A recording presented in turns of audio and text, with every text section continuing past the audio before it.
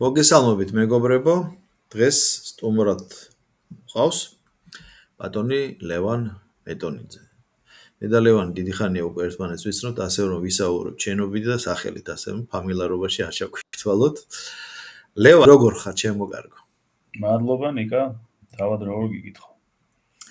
კარგად, ნორმალურად, ღმერთწალობით. დღეს ჩემო მეგობრებო, მსმენელებო, მაყურებლებო, გსურს მე და ლევანმა ესე შევთანხმდით და ორივეს გსურს რომ შევეხოთ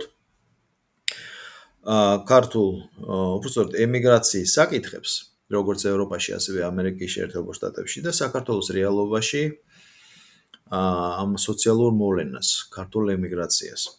და გავშლით ამ თემას, შეიძლება ის დაგვარად, რამდენითაც ჩვენს კომპეტენციაში შედის. შეგახსენებთ, რომ მე ნიუ-იორკში ვიმყოფები, ლევანი ბერლინში და მოკლედ ვინ თუ არა ჩვენ ვიცით, რას ნიშნავს ემიგრაციაში ყოფნა და რა ყოფას ვეწევით შესაბამისად ჩვენ აქეთკენ ამერიკის შეერთებულ შტატებში და ევროპაში კიდე ეს ცალკე თემაა და ამას ზუსტად ლევანი მოგვახსენებს. და თელ საჭიროებო საკითხებსაც გავივით. ლევან, გისმენ, რითი დავიწყოთ? დავიწყოთ ალბათ იმ ტალღებით, ემიგრაციული ტალღებით, რომელიც განხორციელდა უკვე დამოუკიდებელი საქართველოს პირობებში, როდესაც დამოუკიდებლობა მოვიპოვეთ. პირველი კანონიერი პრეზიდენტი ხელისუფლება დამხობილ იქნა და მისი მომხრეები, მისი გულშემატკივრები ესა ჩავთვალოთ როგორც პირველი ტალღა, ეხლა არ ვეხებით ჟორდანიას და იმ ძველ ემიგრაციას, იმიტომ რომ ეს რა თქმა უნდა ცნობილია, რომ ჩვენ ასეთი ემიგრაცია გვაქვს, მაგრამ ისინი უკვე სრულიად ასიმილირებული და ფაქტიურად გათქვეფილი ხალხია, როგორც ამერიკის შეერთებულ შტატებში, ისევე ევროპაში და სხვადასხვა ქვეყნებში და ეს ახალი, ანუ ჩვენი ცხოვრების და ჩვენი მეხსიერების მანძილზე, ვინც წამოვიდა ქვეყნიდან, ესე იგი პრინციპში ეს არის პირველი ტალღა, ვინც ფაქტიურად ვერ შეეგუა პუჩს, კანონიერი ხელისუფლების დამხობას და დატოვა ქვეყანა. და უკვე მეორე ემიგრაციის ტალღა არის ასევე, როდესაც ეგრეთ წოდებული ვარდების რევოლუციის შედეგად მოდის ახალი ხელისუფლება, ეს უკვე მეორე ტალღა შეგვიძლია მივიჩნიოთ. და ესე მოკლედ რო ვთქვათ, ეხლა და მე უფრო რაღაცა გავშალოთ თემა და მესამე ტალღა არის უკვე პრინციპში ვიზა ლიბერალიზაციის ტალღა, როდესაც უკვე ქვეყნიდან კი არ გარბოდნენ ადამიანები იძულებით ან ვიღაცის შიშით, ჩემი აზრით. არამედ უკვე როდესაც გაიხსნა თავისუფალი მიმოსვლა შეძლო ადამიანებმა უკვე ევროპის კავშირთან, ასე ვთქვათ.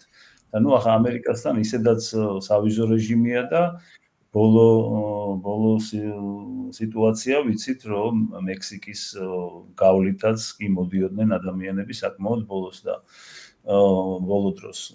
შესაბამისად, ბოლო ტალღა უფრო ესეთი მასიური ტალღა არის უკვე ქართული ოცნების პირობებში, თუმცა ეს ჩვენ შეგვიძლია რაღაც კატეგორიებად დავუყოთ. შესაძლებელია, რომ ქართული ოცნების უკმაყოფილო ადამიანები, რომლებმაც მოინდომეს უკეთესი ცხოვრება ვიზა ლიბერალიზაციის პერიოდში და ჩათვალეს, რომ ტურისტული ვიზის აღების შედეგად მერე დარჩენა შეიძლება იმ ქვეყანაში, სადაც ტურისტად ჩახვალ და ჩაბარება და სულ ბოლოს იყო ეს მექსიკის გავლით უკვე ამერიკის შეერთებულ შტატებში, როდესაც საკმაოდ დიდი ტალღა წამოვიდა და ეს რა თქმა უნდა ეს ქვეყნისთვის ამ შემთხვევაში ასეთი გადინება ბუნებრივია არ არის კარგი.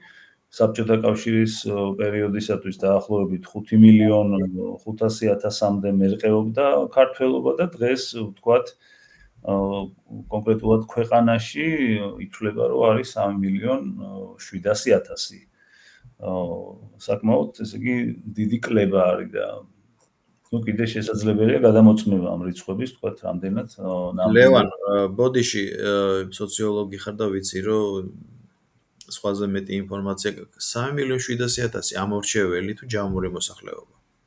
ჯამური მოსახლეობა. ჯამური მოსახლეობა. ჯამური მოსახლეობა საარჩევნო ხმით დაახლოებით, აი მაქსიმუმ ალბათ 2 მილიონი სარგებლობს, რაც ჩვენ ვიცით ახლა ბოლო მონაცემებით. დაახლოებით 2 მილიონი, 1,800,000 დაახლოებით.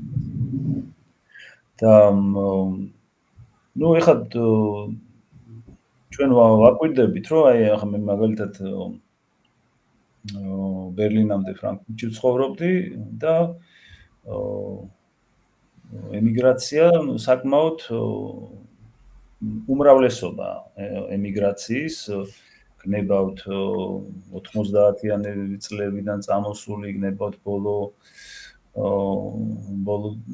პერიოდში წამოსული ხალხი, საკმაოდ ანტაგონისტურად არის გაწყობილი ახლა დღევანდელი ხელისუფლებისადმი და აი ეს არის თვითონ საინტერესო მოვლენა, რადგან ქვეყნის შიგნით უმრავლესობა უჭერს ხარს ხელისუფლებას, ქვეყნის გარეთ უმრავლესობა მას ეწინააღმდეგება და ეს არის თვითონ საინტერესო მოვლენა, რატო ხდება ასე და მე ვფიქრობ, რომ მას შემდეგ, რაც ქართული ოცნება მოდის ხელისუფლებაში და კოჰაბიტაციის პერიოდი ვიცით, რომ ფაქტიურად თავს მოხვეული იქნა კოჰაბიტაცია და გარე დირექტივით მოხდა შენარჩუნება ამ ძალის, ასე ვთქვათ, ყველას დამნაშავე იყო, ყველას გასამართლება არ მოხდა სამწუხაროდ თუ ვერ მოხდა და გამომდინარე აქედან უკვე როდესაც იწყება განსაკუთრებულად შავი პიარი ქართული ოცნების წინააღმდეგ, როგორც ანტიდასავლური ძალის და პრორუსული ძალის. ანუ ამ ორს მოცემულობაში ტრიალებთ პროდასავლელი და პრორუსი. რატომღაც აქცენტი არ კეთდება ქართველზე. ეს პრო არ მიყვარს, პროქართული, ახლა რომ მივამატო და აი ქართულზე ნაკლებად კეთდება აქცენტი, უფრო არის რომ აი ვიღაცა არის აუცილებლად პროდასავლელი ან აუცილებლად პრორუსი და ეს ძალიან გულსატკენი არის ჩემთვის პირადად, იმიტომ რომ მე პირადად ჩემი დამოკიდებულება მაქვს ჩემ ქვეყანასთან, მის ისტორიასთან და მის აწმყოსთან და მომავალთან და მაინდა-მაინც არ ასოცირებას არ ვაკეთებ არც დასავლეთთან და არც რუსეთთან. ვფიქრობ, რომ საქართველო არის თვითმყოფადი, მარადიული ქვეყანა, საქართველო დაამტკიცა თავის არსებობის მანძილზე, რომ ასეთია. სამწუხაროდ სახელმწიფოებრიობაც ბევრჯერ დაგვიკარგავს, მაგრამ ყოველთვის აღდგენილა სახელმწიფოებრიობა, რადგან ქართულში არის აი ეს სოციოპოლიტიკური ტრიადა, რასაც ქვია მამული ენას არწმუნოება, როდესაც ეს აქვს ქართველს, მისი განცდა, რომ ეს არის მისი მამული, აუცილებლად უნდა ისაუბროს ამ ენაზე, რომ კონდეს ამგვარი აზროვნება ქართული და სწამდეს ღმერთის უფალი იესო ქრისტესი და ეს არის რაღაცა, რაც ადუღაბებს ამ ყველაფერს და თუ შეიძლება დღეს დაკარგოს სახელმწიფოებრიობა, იმიტომ რომ დაგჯაბროს შენზე ძლიერმა, მაგრამ არ ანელებ ამისაკენ სვლას, რომ ეს ყველაფერი დაიბრუნო აღადგინო. შეიძლება შენს ცხოვრებაში ვერ მოახერხო, მაგრამ ეს სიყვარული და ეს მიზანი გადასცე შთამომავალს. აი დამოკიდებულება იყო მუდამ და ეგ არის საწინდარი, რომ ქართველი ყოველთვის იბრუნებდა თავის სახელმწიფოებრიობას. და ეხლა კიდე გვაქვს ესეთი სიტუაცია, რომ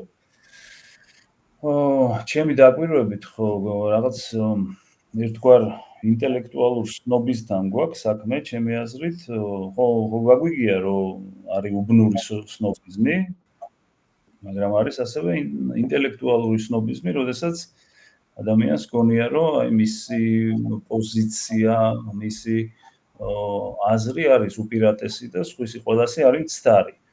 და ეს ამ შემთხვევაში, როდესაც ხედავთ განსაკუთრებულ კრიტიკას მაგალითად ქართული ოცნების, რომ იგი პრორუსული ძალაა, ასე ფიქრობს პროდასავლურად განწყობილი ადამიანი, იმიტომ რომ პროდასავლური დაახლოებით 50 წელიწადია თუ არ ვიტყვით მთლიანად ანგლოსაქსური ცივილიზაციის შემოსვლას სცენაზე, ასე ვთქვათ, ბოლო 50 წელიწადია პროდასავლურობა და დასავლური ყველაფერი ითვლება უნივერსალურად და დომინანტურად.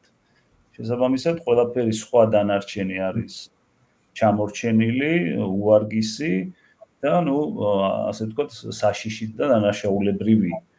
და როდესაც ასეთი განცდა აქ ადამიანს, რომ ის ამ უნივერსალურ პოზიციაზე დგას, თუკი რაიმე კრიტიკული იქნა ნათქვამი, მაგალითად, დასავლური პოლიტიკისადმი, საგარეო იქნება თუ საშინაო, აუცილებლად ადამიანს მიეკერება იარლიყი პრორუსისა, იმიტომ რომ ყველაზე მეტად დასავლური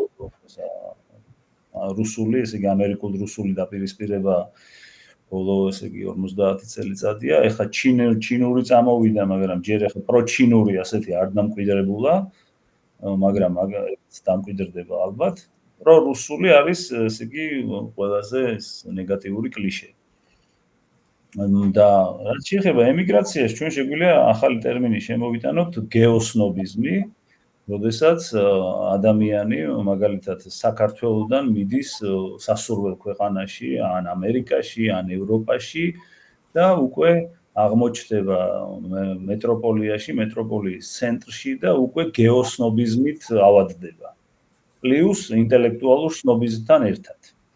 და ესე იგი ჩვენ ახლა შენ ამერიკაში, ნიუ-იორკში ხარ, მე ბერლინში ვარ, ახლა ბერლინი ასე ვთქვათ ევროპის ცენტრად შეგვიძლია განვიხილოთ. აქ მცხოვრები ადამიანი, ფაქტიურად აი ამ სინთეზით ინტელექტუალური და გეოსნობიზმით შეიძლება იყოს შეპყრობილი და დაავადებული. და ნებისმიერი რაღაც სუვერენული ნაბიჯის გადადგმა დღევანდელი ქართული სახელმწიფოსგან და მისი არსებული ხელისუფლებისაგან შესაძლებელია განხილული იქნას როგორც პრორუსული, ანტიდასავლური და ყველაზე უკანასკნელ ვარიანტში ანტიქართული. ანუ თუ ქმედება პრორუსულია, აუცილებლად ანტიდასავლურია და შესაბამისად სადღაც მეერე გამოჩნდება, რომ შეიძლება ანტიქართულია. და ანუ ეს უპირატესობა მოკლედ ადამიანებს გააჩნიათ და აქედან გამომდინარე განსჯიან აი ამ სიტუაციას, რომ ნებისმიერი ქმედება ქართული ოცნების არის პრორუსული და ანტიდასავლური და ეს არის დღესდღეობით სულ მცირედ რო შევეხოთ ამას მაგალითად პრობლემა რაც გააჩნია ქართულ ემიგრაციას დასავლეთში მყოფ ქართულ ემიგრაციას, განსაკუთრებით დასავლეთში მყოფს. აი ასე ვიტყოდი. აქ ამერიკაშიც იგივე სიტუაცია. ამერიკა მაღალი ნათქვამია შენიცლევან, აქ ლაპარაკი არის ძირითადად ქალაქ ნიუ-იორკზე და მის შემოგარენზე. იმიტომ რომ დასავლეთ შტატებში, კალიფორნიაში მე ვამბობ იმ შტატებზე, რომელიც თავიდანვე, ისე თქვა, ღია კარის პოლიტიკას ეწევა და ემიგრანტებისთვის აპრიორი ღია. დასავლეთ სანაპიროზე, ანუ კალიფორნიისკენ ნაკლებად ჩადიან ჩვენები, გამომდინარე იქიდან, რომ შორსა პირობები ამ ყოფითი პირობების ადაპტაცია უფრო უადვილდებათ ნიუ-იორკში. ჩვენ ვიცით, რას ნიშნავს ბრაიტონ ბიჩ ავენიუ და ბრაიტონი ზოგადად რა მოვლენაა. ყოფილი საბჭოთა კავშირის ის არის ანარეკლია და მოკლედ ეს ნიუ-იორკშია ლაპარაკი. ამერიკას ხშირად რო ვამბობთ ხოლმე. ყველა გულისხმობთ, რომ ეს ეხება ნიუ-იორკს და ნიუ-იორკის შემოგარენს.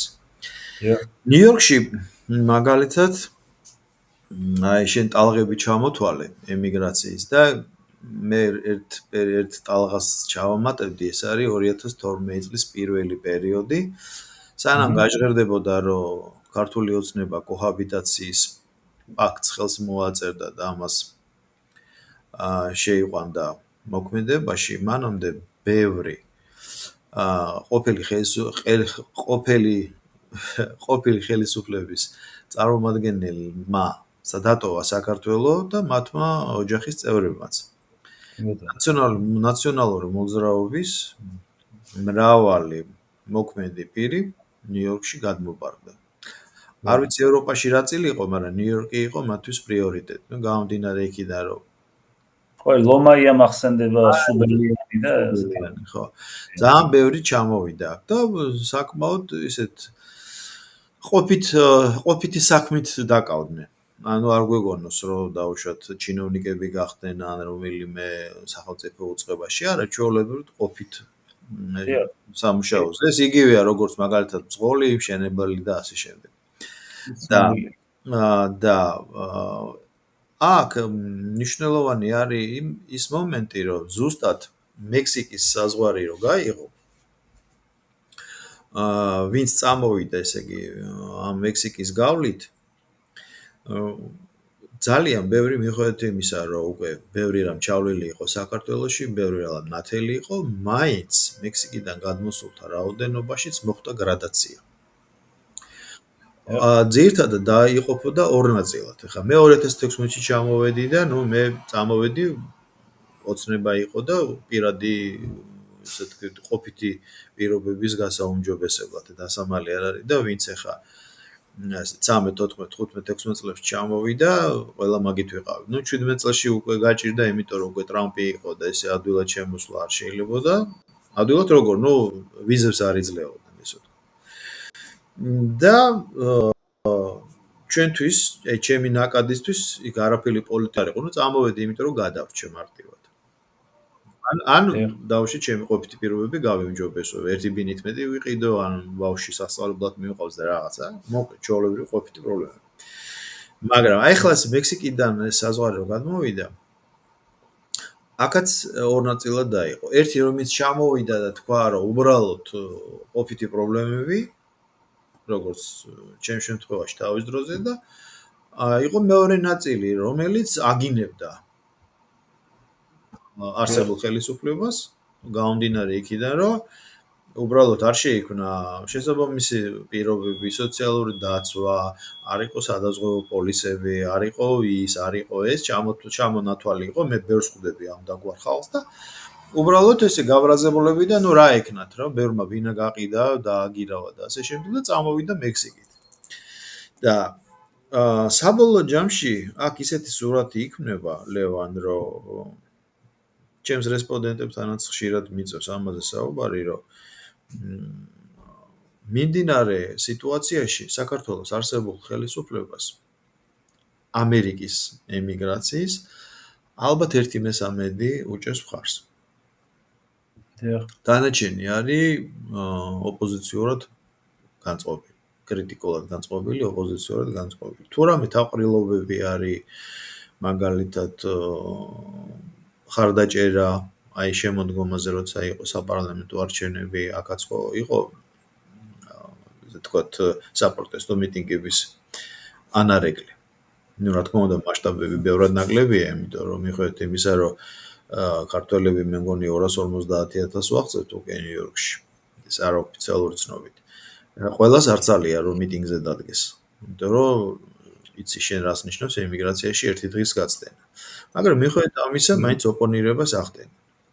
და მე ზუსტად აი ამ კრიტიკული მასის პოზიცია მაკვირვებს და რატომ იცით რომ აი ნახე ჩამოვიდნენ ხო გადმოუკვეთეს საზღვარი ზოგი დასახვდა ზოგი ვერა და ასე შემდეგ მაგრამ ესე ერთმნიშვნელოვნად თქვა რომ დავში ჩემი სამშობლოა დამნაშავე ან ის მართველი გუნდია დამნაშავე ან იქ კორუფცია და მე ჩემი ადგილი ვერ ვნახე ეს არგუმენტი ალბათ შესაძლოა ადრე ჭრიდა მაგრამ ეხლა რამდენად მიგაჩნია შე რომ ეს არგუმენტი ჭრის და დავუშვათ ქართველმა კაცმა დავუშვათ თქვა ამას გამოხატოს ესეთი აზრი რომ მე რახან ქვეყანას ტოვებ იმიტომ რომ ნუ მე ჩემი ადგილი სხვაგან არის ჩემი ქვეყანა მე ვეღარ პატრონობს ან გაუსაძლისია ჩემი დარჩენა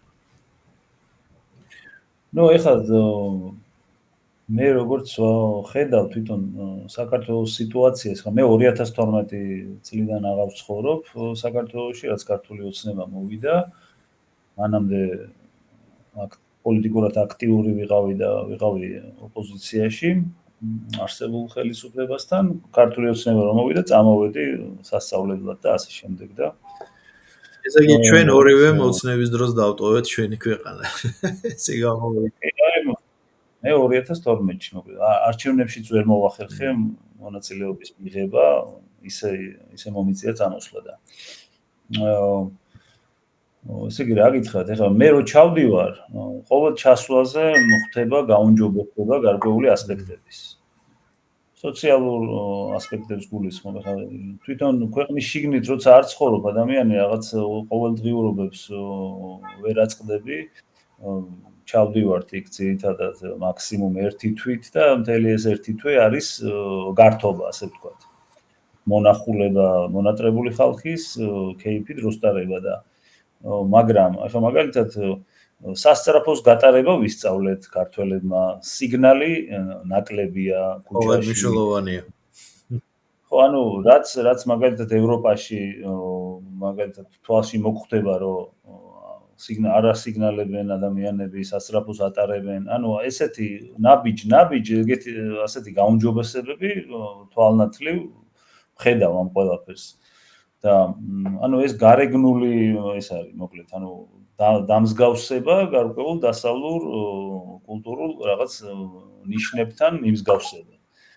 ეს ჩემთვის შესამჩნევია, მაგრამ მე იმას ის შეხება რაღაც კომუნალურებთან და რაღაც მსგავს რაღაცებთან იმდენად არ ამაქვს და შესაბამისად ამას ვერ ვიტყვი, მაგრამ საერთოდ როდესაც რაიმე საზღვარი იხსნება და რაიმე საშუალება ეძლევა ადამიანს წასვლის, გნებავთ მოგზაურობის, გნებავთ საშოვარზე თუ რაიმე თვალსაზრისით, ადამიანი სარგებლობს ამ საშუალებით.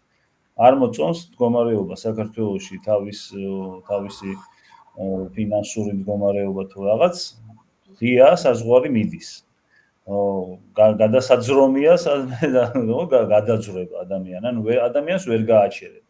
და მით უმეტეს თუ კი თავისუფალი მიმოსვლაა და შესაბამისად ეს ტალღები ძირითადი ეს ტალღები მიმაჩნია რომ არის აქედან გამოწვეული რომ გახდა თავისუფალი მიმოსვლა. შესაბამისად ამიტომაც ხალხი წავიდა, მაგრამ ეხლა დამრჩენი რამდენია უცხოეთში და საზღვარგარეთ, ეს სხვა თემაა, რომ ეხლა შეიძლება უკან აღარ დაბრუნდეს ადამიანი, იმიტომ რომ ცხოვრება იმ დონეზე გაიუმჯობესა, რომ უკან აღარ უნდა ჩასვლა, იმიტომ რომ მსგავს მაგალითად წელიწადში რო გაქვს 100,000 евро ხელფასი სიტყვაზე ვამბობ, ადამიანი უკან ალბათ არ წავა და არის მეორე სიტუაცია, რომ აი რაღაც პოლიტიკური ამინდი არ მოწონს და შესაბამისად ურჩევნია შეიძლება აქ მუშაობდეს ნაკლებზე, მაგრამ იქ არ მიდიოდეს თავისი შეხედულებებიდან გამომდინარე. ანუ ეს მოცემულებები ბუნებრივი არსებობს და რა ვთქვათ, ადამიანი, რომელიც მაგალითად აი სნობიზმი რო ახსენე, ბევრი შემხედრია მაგალითად აქ, რომელიც მოდიან სრული ინტეგრაციისთვის, ანუ ჩამოვიდა გერმანიაში იმდენად გაითქვიფოს ამ საზოგადოებაში, რომ ფაქტიურად იმას ვეღარ ამჩნევს, რომ რაღაც გარკვეულ წილად, აი მაგალითად მცირეწლოვანი ბავშვი თუ ყავს, ბავშვი ენას კარგავს მაგალითად. ცდელობა ინტეგრაციისა, ანუ იმდენად დიდია ადამიანების, რომ აი თავისი მაგალითად დამტვრეული გერმანულით ელაპარაკებიან ბავშვს, რომელიც ენას იწოვს რუბელივით, ხო? რა თქმა უნდა, ბავშვს მაგალითად გერმანულად რო ელაპარაკოს მშობელმა, მაშინ როდესაც ბაღი იქნება თუ სკოლა, ამას ყველაფერს მოაგვარებს. და შენ შეეცადე რომ ქართული შეუნარჩუნო, შენი მშობლიური ენა შეუნარჩუნო და პასუხისგებლობა ჩვენი ენისადმი, რომელიც ერთ-ერთი სვეტია, ხო, ამ სოციოპოლიტიკური ტრიადის მამული ენა, ვლინდება ჩვენი შვილების ენის ცოდნაზე, ხარისხზე. ანუ ჩვენი პასუხისგებლობა ჩვენი ენის მიმართ, ჩვენი შვილების ენის ცოდნაზე ვლინდება. და თუ ამას ახლა ადამიანი არ აკეთებს, აი მაგალითად გერმანიაში მოდიში გერმანია არის უძველესი კულტურის და მოგეხსენებათ როგორი ქვეყანაა, ხო? გერმანელები ავტოქტონური ერია და თუ კი აქ ქართველი მაგალითად ჩამოვა და საკუთარი ქვეყნის წარმოჩენა მას არ შეუძლია და თავიდან ბოლომდე ცდილობს ისე მოახდინოს ინტეგრაცია, რომ თავისი დაივიწყოს, მე ბევრი გერმანელისგან მსმენია, რომ ასეთი ადამიანი ჩემთვის საინტერესო არ არის. იმიტომ რომ ახლა ემიგრანტი, რა თქმა უნდა, ინტეგრაცია უნდა მოახდინო ამ ქვეყანაში, მაგრამ შენი არ უნდა დაივიწყო, იმიტომ რომ როდესაც შეგეკითხებიან, ვინ ახარ, საიდან მოდიხარ, ვინ არის შენი სასიკადულო მამულიშვილი, ვისით ამაყობ და ასე შემდეგ, ეს ადამიანს უნდა შეეძლოს ამის თქმა და კარგად წარმოჩინება ამ ყველაფრის და თუ ამას ვერ ახერხებ, მაშინ შენს მიმართ პატივისცემა იკარგება და არა გაქვს იმის საშუალება, რომ თანასწორი გახდე შენ უკვე მასპინძელ ქვეყანაში, იმ შენს მასპინძელთან.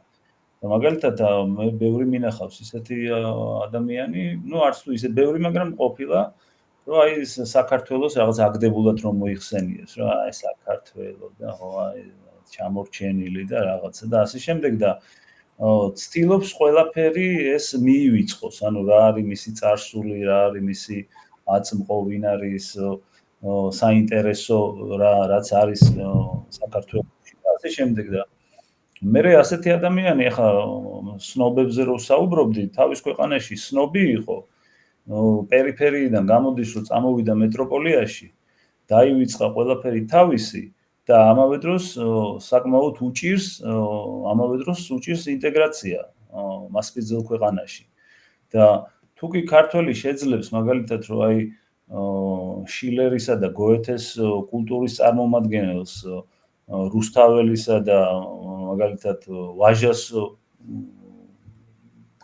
პიედესტალიდან, ასე ვთქვათ, სიმაღლიდან ესაუბროს ან რუსთაველის ან ნებისმიერის, ხო? მე ვფიქრობ, აქ უფრო გათანაბრება შეიძლება გერმანელთან, იტალიელთან თუ ფრანგთან, ვიდრე საერთოდ არ იცოდე ან არ ახსენებდე შენსას და ცდილობდე აი რაღაცა ეს ერთგვარი რევერანსები აკეთო აქაურ კულტურასთან და აქაურ ყოფასთან. ჩვენ საკმაოდ ბევრი გვაქვს, კარგი და საამაყო, ცუდიც რა თქმა უნდა ბევრი გვაქვს და თქვათ ის აქ იმიტომ ჩამოვედით, რომ რაღაცა ახალი გავიგოთ, ახალი ვისწავლოთ და დაბრუნებულებმა მე ეს ახალი და კარგი გადავნერგოთ ჩვენ ქვეყანაში და თუ იქიდან ვერ მოგვაქვს ვერაფერი კარგი, შესაძლებელია აქაც ბევრი კარგიც ვერაფერი შევითვისოთ და ასე რომ მე რაღაცა გაღარიბებული ხდება უფრო ამ დროს ადამიანი და ეს არის ძალიან სამწუხარო რა ჩემი აზრით. მნიშვნელოვანი ჩემი აზრით მე ესე წარმომედგინა ყოველ შემთხვევაში, როცა ემიგრაციაში ქართველი მოხდებოდა, იქ ყველა უნდა ყოფილიყო ერთმუშტად შეკრული. მე ესე წარმოდგენა მქონდა. სადღაც თითქმის 59 წლის ვიყავი, რომ ჩამოვედი შტატებში და ეს წარმოდგენა მქონდა, იმიტომ რომ ესაბსტა არმიამ გამოლილი და ვიცი რას ნიშნავს ერთმუშტად შეკრა, გაჯერები ჟამს. საქართველოში ახლა სხვა რამეა შიდა სიტუაციურად, იმიტომ რომ იქ როგორც ახსენე, იქ იყოფა ქალაქებად, უბნება და რაღაცა და ეს ბუნებრივია, მაგრამ როგორც კი ქვეყნის ფარგლებს ვცდებით, ხო, იქ მუშტად შეკრული ეს ნორმალური მომენტია, ნორმალური მოვლენაა, მე ჯარიდან ვიცი ეს ყველაფერი. და ნუ ეს წარმოდგენა მქონდა, რომ აქ რო მსგავს სიტუაციაში როცა მოხდებოდი, უცხო გარემო და ასე შემდეგ, მაგრამ ჩემთან გასაკვირად აქ არ არის ეს. მე არ ვიცი ხე ევროპაში როგორია და მაინტერესებს რა სიტყვა ამასთან დაკავშირებით, მაგრამ პირველი რამაც აქ ეს განსხვავება და დაპირისპირება ხმამაღალი ნათქვამია, მაგრამ აი გაუცხოება, ანუ მეუღებლობა, ზუსტად არის გამოწვეული პოლიტიკური პლატფორმით. პოლარიზაციით მარტივად, ხო. ეს ჩემ თავზე ვიგრძენი, მით უმეტეს იმის მერე, რაც მე ეს მედია აქტიურობა დავიწყე. იმიტომ რომ ვინც არ იყო ჩემი თანამოაზრე, ისე რა, ზოგმა კულტურული ფორმით გააკეთა, ზოგმა ისე მარტივად ანფრედით, ანუ მეგობრებიდან რო ამოქშნია, ხო იცი? ესეთი რამით, ხო და ჩემთვის მაინც გასაკვირი იყო, იმიტომ რომ ხა მიუხედავად იმისა, რომ შეიძლება ერთ ორიენტირზე არ იდგე, მაგრამ ეს იმდენად დიდი ქვეყანაა, რომ აქ უბრალოდ როცა კაფეში ან დაბადების დღეზე სუფრასთან, დიდ სუფრასთან დაждები, სალაპარაკო თემა არის უამრავი. ჯერ მარტო სოციალურ ყოფიძე რო ისაუბრო. ცალკე კულტურაზე, ცალკე აი იგივე ბროდვეიზე, იგივე ჰოლივუდზე, ანუ უამრავია. მე მეგონა რომ ამას მაინც ისეთი ცოტა მით უმეტეს 12000 კილომეტრი რო არის სამშობლოდან, მეგონა რომ ეს არ იქნებოდა დიდად კრიტიკული, მაგრამ აღმოჩნდა პირიქით. მაგ როგორ არის ეს ამბავი? ფაქტიურად ანალოგიურად არის, მაგრამ ნუ აქ ჩემი აზრით მაინც ჩვენ ვართ ახალი ემიგრაცია და ეს ემიგრანტული კულტურა არ არის ჩამოყალიბებული ურთიერთგატანის და აი ებრაელები იქნებიან თუ სომხები, ესენი ხო რაღაც ტრადიციულად ემიგრაციული ერებია და შესაბამისად მათი საზრუნავი, ანუ ჩამოყალიბდა რომ სამშობლოა მათი საზრუნავი. ანუ ერთია რომ თქვათ უცხოეთში ცხოვრობენ, მაგრამ მათი შეკავშირების მთავარი მომენტი არის სამშობლო. ნუ სომხებს სამშობლო აქვს და ებრაელებს სამშობლო არ ქონდათ, ხო, ასე ვთქვათ, სახელმწიფო არ ქონდათ. შესაბამისად, მათი საზრუნავი იყო ამ სახელმწიფოს აღდგენა, დაბრუნება და ასე შემდეგ და ყველა ეს ორგანიზაციები ახლა რაც არის და ეს ცნობილი ებრაული ლობი, ანუ ყველაფერი არის ორიენტირებული ისრაელზე. ახლა უკვე დღეს 60 წელია სახელმწიფო გააჩნიათ და მანამდეც რუსეთის იმპერიაში იქნებოდა თუ ევროპის ტერიტორიაზე თუ ამერიკაში, ანუ ეს დიასპორული კულტურა ამ ხალხმა გამოიმუშავა და შეთანხმება მოხდა, რომ თუ ჩვენი საერთო საზრუნავი არის ჩვენი სამშობლო, ნუ კიდევ უფრო ღრმად ებრაელების შემთხვევაში მესამე ტაძარი და შემდეგ. მოკლედ ყველანაირი ისა უთანხმოება უნდა მოგვარდეს მოლაპარაკებით, გარკვეული ავტორიტეტებით და იქ სასულიერო პირები ყავთ, მაგალითად ებრაელებს ავტორიტეტები და ყველანაირად ცდილობენ, რომ ეს ამ ადამიანები არ დაკარგონ ერთობა რაღაც სხვა შეკამათებიდან თუ რაღაც გარკვეული უთანხმოებებიდან გამომდინარე, იმიტომ რომ საზრუნავი არის სამშობლო. და ნუ ჩვენთანაც მოკლედ ეს კონფლიქტი ყალიბდება, ეხლა ხო, რომ ერთი ზრუნავს სამშობლოზე და მეორე ზრუნავს სამშობლოზე. მაგრამ როგორც თავიდან ვახსენე, რომ ანუ გარკვეულ ჯგუფს აქვს წარმოქმნა, რომ ვინც მაგალითად ეხლა ამ შემთხვევაში ოცნებას ეთანხმება, იგი აუცილებლად არის პრორუსი. და რადგან მე ვარ პროდასავლელი და დასავლური აზროვნება არის უნივერსალური და იმის იქეთ არაფერი არ არის, ესე იგი მე ვარ ოლიმპზე, გარკვეული ინტელექტუალური სნობიზმით ვარ დაავადებული და შესაბამისად ვერ მივიღებ ვერავის არგუმენტს და ვერავისთან ვერ შევალ დიალოგში, იმიტომ რომ აპრიორი ჩემი ვიზავი არის მცდარი. და თუ კი ასე ფიქრობ ადამიანი და ამგვარი ამპარტავნებით ხარ შეპყრობილი, ვერ მოელაპარაკები ადამიანს და იმ unfriends-საც გააკეთებ Facebook-იდან და გამარჯვებასაც არ ეტყვი არც კაფეში და არც რესტორანში თუ შეხვდა, იმიტომ რომ ფაქტიურად იქ უკვე არის კლიშე აქ ადამიანს, რომ პრორუსია და პრორუსი, ანუ არის მოღალატე და ოკუპანტი და ასე შემდეგ და ნუ ახლა თანამემამულეს მით უმეტეს ემიგრაციაში ასე თუ შეხედავ, ნუ იქ დამთავრებულია დიალოგი მკვდარია.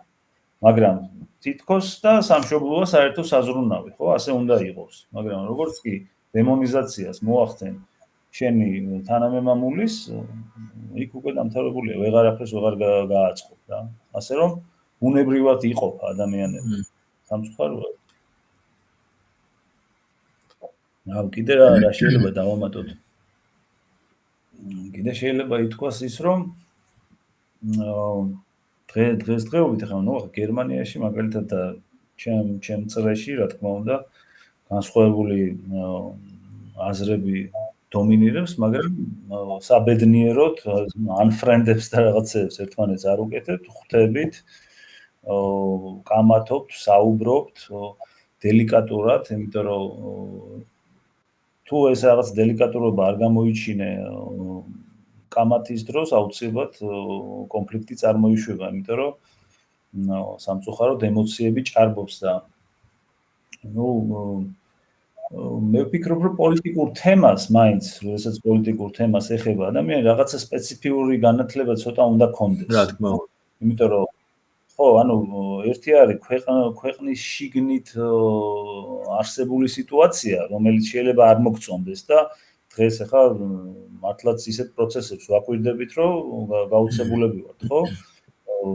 ყოფილ პრემიერ-მინისტრთან დაკავშირებით, თავდაცვის მინისტრთან დაკავშირებით, ანუ ეს შოკის მონგრელი ესენია ინფორმაციები, მაგრამ ჩვენ ისიც უნდა აღვნიშნოთ, რომ წინა ხელისუფლება, ჩემ მეგობარს ვესაუბრებოდი, როდესაც აი გირგვლიანის საქმე იყო და პირდაპირ ეს საქმე მიდიოდა ვანო მერაბიშვილამდე, პრეზიდენტი გადაეფარა მერაბიშვილს და სახელმწიფოს ხერხემლად გამოაცხადა. და შეინარჩუნა ის როგორც ჩინოვნიკი.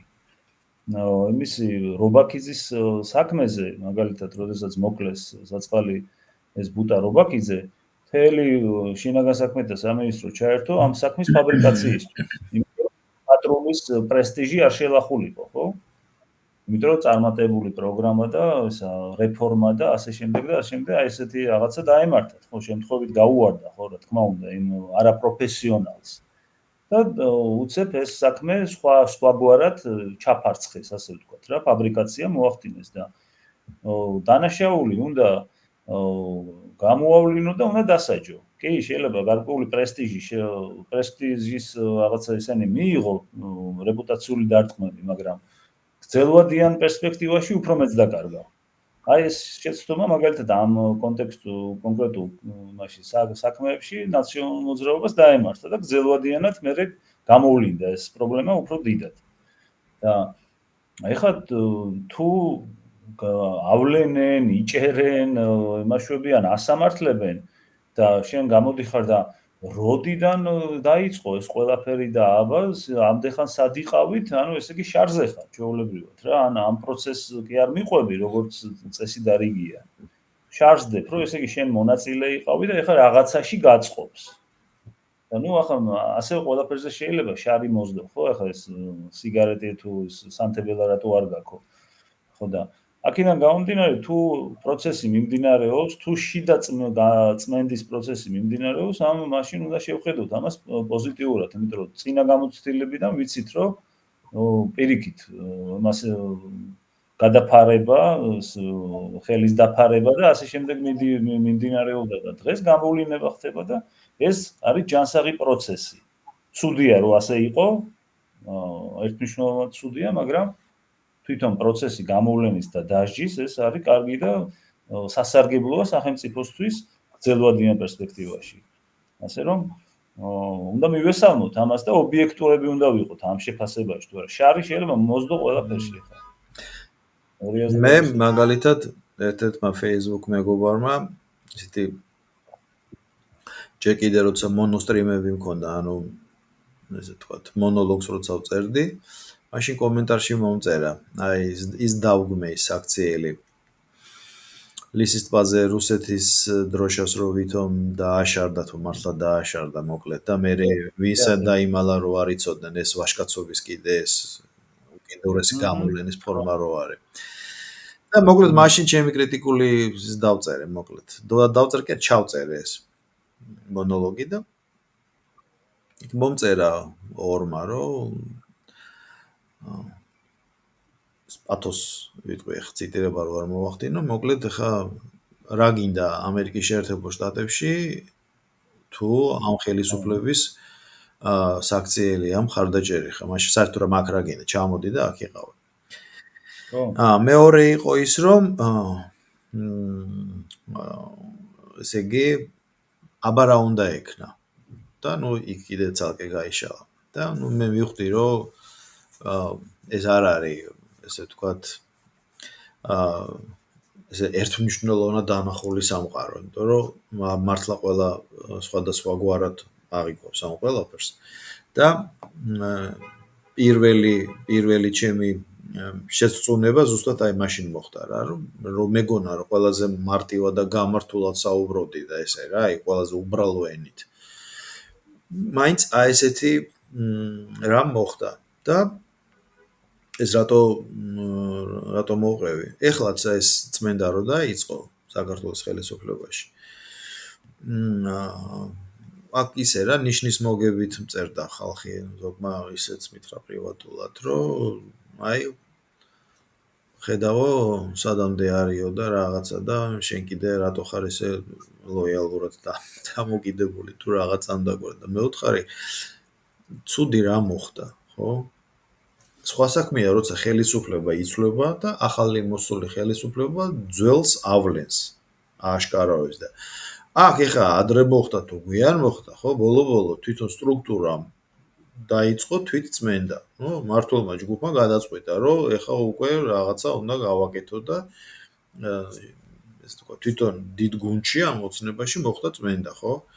და როგორ შეიძლება ამას ახლა პოზიტიურად არ შეხედო, როცა ნარკოტრაფიკზე მიიტანეს დარტყმა, ნარკობარიგებზე მიიტანეს დარტყმა, არ ვიცი მე ასაფეთქებელი ნივთიერებები გადაიკვეთა და რომელი ერთი თქვა, ხო? კი, გეთახმები აბსოლუტურად ცუდი მოვლენაა, მაგრამ ის რომ ესე იგი ჩვენ მართლები ვიყავით, რომ იმ ქვეყანაში არ დავჭით და გამოვიქეცით, აი რა ხდება.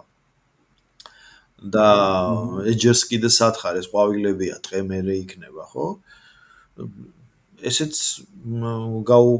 ის არის, ცოტა არ იყოს გაუგებარია ჩემ მხრიდან და ამან კიდე საერთოდ გადამიწურა იმის იმედი, რომ საერთოდ შესაძლებელია თუ არა, რომ ქართულ იმიგრაციაში, რომ ყოველ შემთხვევაში ამერიკაში გულისხმობ, რომ ნიუ-იორკში, რომ რაღაცა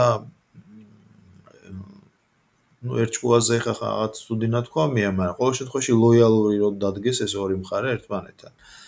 და სამწუხაროდ აი ესეთი რეალობა დადგა და მე თან ისა რა ქვია, ნუ ხა კოდს არ მეძახიან ეს ღია ტექსტით, მაგრამ ის ნუ ისე ვთქვათ ლოიალურად დამოკიდებული, ხანდახან ჩემ თავს მე სიტუაციო მხარდაჭერად უძახებ და ნუ ეხა ირონია რო გადავდოთ ბევრი კითხვაა, ხო? ეხლა ელემენტარულად როცა ემიგრაციაში ხარ და ქვეყანაში რაღაც არ მოგწონს, ვკითხავ, გაგიჩნდება, ვარა, აქამდე სად იყავით, როგორ იყავით, მაგრამ მე ამ კითხვებს ხო რაღაც რაციონალური პასუხი ხო უნდა მიაყოლო, ხო?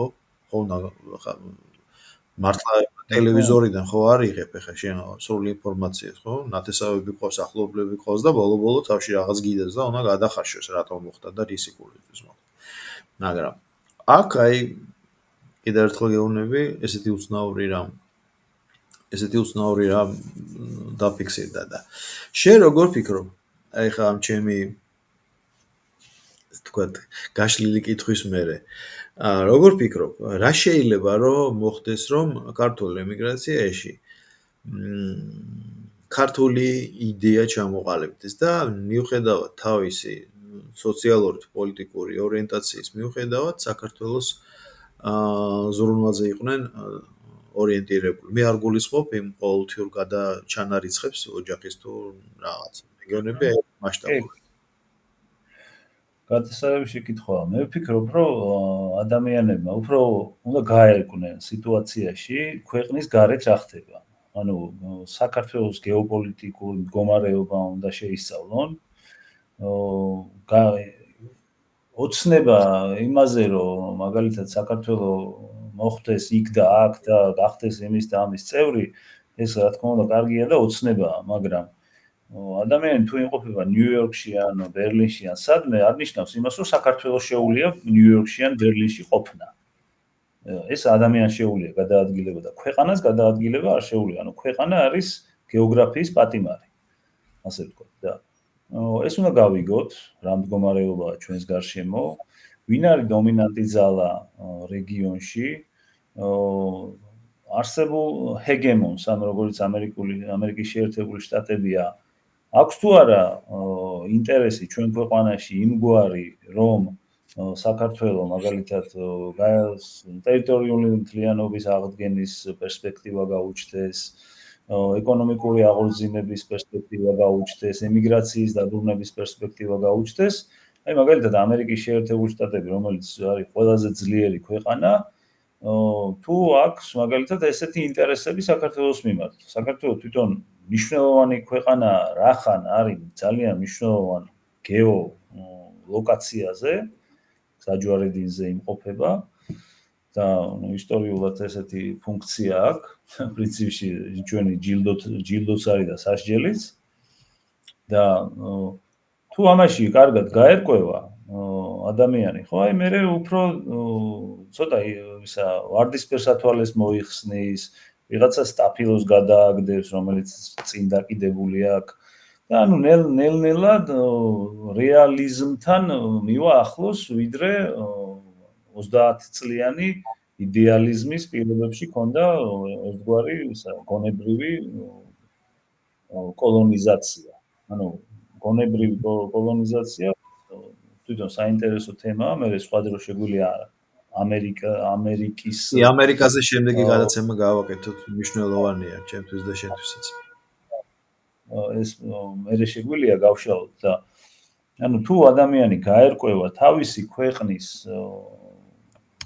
ბედიღბლის შესახებ, რა უნდა ქვეყნისთვის ეს ერთია, მაგრამ რა შესაძლებლობები აქვს ეს მეორეა. ანუ შვილი შეიძლება მე მინდა ეს გახდეს აქვია იმას სოფლიო ჩემპიონი რაღაცაში, მაგრამ თუ ხედავ რომ მას არ აქვს კონკრეტული მონაცემები, ინვესტიციას ალბათ არ ჩავდებ რა ამ საქმეში და ანუ ობიექტურად თუ შეუძლია ქართველს საკუთარი ქვეყნის მდგომარეობის განსაზღვრა, აქედან გამომდინარე უფრო რაღაცა დაიხვეწება, აზროვნება, დაბალანსდება და ასე შემდეგ და მე სხვა ადამიანს, ვისაც მისგან განსხვავებული აზროვნება აქვს და შეხედულება, ну, როგორც მტერს მინიმუმ აღარ შეხედავს, რაც უკვე მნიშვნელოვანია და აქედან გამომდინარე მეტი კითხვა სპეციფიურ საკითხებზე, ანუ მეტი უნდა წაიკითხოს ადამიანმა და ყველაზე კარგი წიგნი, რომელიც არ არის რთული ენით დაწერილი, არის ზბიგნევ ბჟეჟინსკის დიდი საჭადრაკო დაფა, რომელიც არის ძირითადად ამერიკის ჰეგემონიაზე ევრაზიაში. ჩვენ ვიმყოფებით ევრაზიაში, იქ საქართველოსაც აქვს საკმაოდ საინტერესო რაღაცები დაწერილი, მე მგონი წინა გადაცემაში ვახსენე კიდეც, მაგრამ ნუ კიდე შეიძლება ამის ხსენება. აი ამით დაიწყოს ადამიანმა წაიკითხოს, მით უმეტეს ამერიკაში მცხოვრებმა და ინგლისურის მცოდნემ უნდა აიღოს ეს წიგნი და ერთ კვირაში სულ მოუთმენლად წაიკითხოს და გაიგებს საქართველოს პერსპექტივებს და საქართველოს შესაძლებლობებს. აი ესე მარტივად შეიძლება ითქვას. ეს არის. მე ასე მგონია, რომ ძალიან დიდი როლი აქვს ლევან განსაკუთრებით ემიგრაციას ეხება მედია საშუალებებს. ვინ რას უყურებს, ჯერსაც სად იმყოფება და რას უყურებს. და ძალიან მწირია დაუშვათ ისეთი მედია პლატფორმები, სადაც დაბალანსებული ინფორმაცია იყოს. მე ყოველ შემთხვევაში ესეთი არ შემხედრია. და ნუ ოპოზიციურ არხებს უყურებენ უმეტესობა, მე ნიუ-იორკს გულისხმობ. ასევე არიან ბლოგერები, ჩემს გავსად. მაგრამ მიუხედავად ამისა, მაინც როგორც ჩანს, ესეთი ნეიტრალური დაბალანსებული ინფორმაციის წყარო არ არსებობს. ან უბრალოდ მისი მოძიება რთული, მაგრამ როგორც ჩანს არ არსებობს თორე ხა მოძიება რახან ერთი იძიება, ესე იგი მეორესაც მოიძიებ, ხო, დაინტერესების შემთხვევაში. შენ როგორ ფიქრობ? მე არ ვამბობ ხა აგით პროპაგანდას, ეს წარსულს ჩაბარდა, მაგრამ აი ის სოციალური ველი, ის მედია საშუალებები, ის სოციალური გვერდები, მაგალითად, როგორც არის Facebook-ი, იგივე Instagram-ი, რა გვაქვს კიდე, ну აი Telegram-ი, ну Telegram-ი მაინც უფრო სპეციფიურია, შეზღუდულია. ალბათ უფრო Facebook-ი, ხო, დამეთანხმები. და აქედან მიღებული ინფორმაციის ფილტრაცია როგორ უნდა მოხდეს? თუ ეს საერთოდ შესაძლებელია ადამიანს აი რა ჯანსაღი მარცვალი უნდა კონდეს იმაში, რა ქვია, გონებაში, რომ ამის ყველაფრის დავუშვათ ობიექტური მხარე დაინახოს. იმიტომ რომ კიდევ ერთხელ ვამბობ, რომ მე ესეთი შტაბ-ბეჭდილება მრჩება, რომ ძალიან დიდი როლი ენაჭება ამ მედია საშუალებებს, ინფორმაციის წყაროს და მე ესე მეჩვენება, ანუ სუბიექტური ვარ, რომ არის მიკერძოებული. განსხვავებული აზრი თითქოს არ არის. ნუ ყოველ შემთხვევაში ნეიტრალური მაინც რა, რომ ისიც ითქვას და ისიც ითქვას. ეხლა ეს ტრაგედიაა, რომ არ არის არანაირი ინსტანცია, რომელიც რაღაც სრულ სიმართლეს ლაპარაკობდეს, ხო? ასეთი არ არსებობს. ყველა მედია საშუალება იქნება თუ ნებისმიერი ვინც რაღაცას მაუწყებლობს, გარკვეული მიკერძოებით სარგებლობს და ეს ცხადზე ცხადია. ნუ ციგნიერება ვახსენე ახლა პირველ რიგში, რომ აი ციგნის კითხვა არის ყველაზე მნიშვნელოვანი, რომ ადამიანს რაღაცა 30% დამოუკიდებელი აზრი გააჩნდეს, როდესაც იგი გარკვეულ ინფორმაციებს ღებულობს და როცა ფილტრავს ინფორმაციებს. ანუ მერე საკუთარ აზრს წარმოდგენას აყალიბებს გარკვეული ბაზისიდან გამომდინარე. ანუ რაც ადამიანს აქვს წაკითხulis შედეგად მიღებული, ანუ ისიც რა თქმა უნდა მიკერძოებული შეიძლება იყოს, ხო? ციგნის ხო არ არის? გააჩნია ავტორს, საერთოდ რა პატოს იწერს, რას წერს. კი ბატონო, რა თქმა უნდა, მაგრამ ნუ, როდესაც ახლა გარკვეული სპეციფიური ჟანრის ესა ტექსტები მაინც არის ცდილობენ გარკვეული ობიექტურობა შეინარჩუნონ და აქედან გამომდინარე მაინც შეიძლება რაღაცა აზრი გამოიტანო იქიდან და მასმედიას ჩემი აზრით ახლა თუ მაინდა-მაინც მასმედიაზე ადამიანი ორიენტირებული, მაშინ ყველაფერს უნდა უსმინოს. იმიტომ რომ თუ უსმენ ერთ მხარეს, აუცილებლად წაგიყვანს თავის მხარეს. იმედს უსმენ, იმედის მხარეს წახვალ, იმას უსმენ, რა ქვია, TV პირველის მხარეს წახვალ. მე ბრიტანეთში ვცხოვრობდი 2010 წელში დაახლოებით და ნუ იქ არ მქონდა საშუალება ოპოზიციური არხების მოსმენის. აი როგორც იყო მაშინ მაესტრო და ასე, ანუ ვერ ვიჭერდი და ძალაუნებურად უყურებდი მაშინ რუსთავი 2-ს.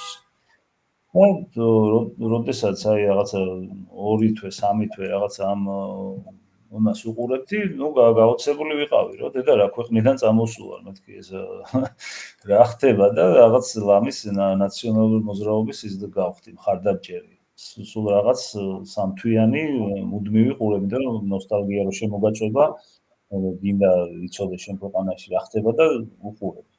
და ანუ იმდენად ეს იყო მიკერძოებული და ალბათ გემახსოვრება კადრები სხვადასხვა ესენი ვაჩვენეს ტელევიზიები ზუსტად იმ და იგივეს რო ლაპარაკობდნენ. იყო ეგეთი კოლაჟი. ანუ ასეთი სიტუაცია იყო და ახლა ამას წინ იმას უსმენდი იმედის ის ვინც არის გენერალური დირექტორი რადიო თავისუფლებასთან ქონდა ინტერვიუ და ძალიან ესე გულახდილად უთხრა რომ იმედი იმიტომ არის ასეთი რახან თქვენ ხართ მასეთები.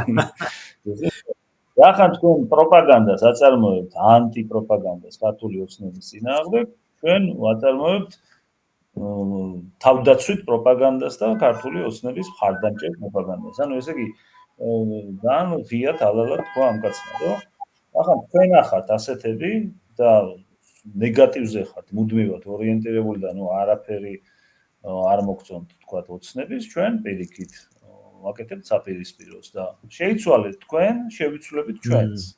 ანუ ეს არის ხო? კარგი გარიგება ასე ვთქვათ რა. მაგრამ არა, ასე არ ხდება.